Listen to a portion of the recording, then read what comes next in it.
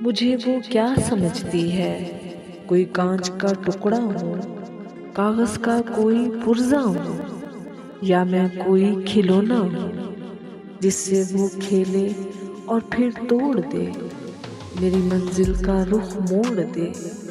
ना मैं कोई ख्वाब हूँ, ना कोई बिखरा हुआ ख्याल हूँ, ना कोई फूल नाजुक सा। अरे मैं तो एक चट्टान हूँ, खुद अपनी पहचान हूँ। अगर मुझसे वो उलझेगी, लफ्जों से उसे जख्मी कर दूंगा। दिल का हर जख्म गहरा होगा और अपनी याद में खाक कर दूंगा। मैं वो हीरे की कन्नी हूँ जो सदियों में बनती है। हूँ तो आम सा लड़का, मगर ऊंची परवाज रखता हूँ और कलम की ताकत मेरी हम सफर है।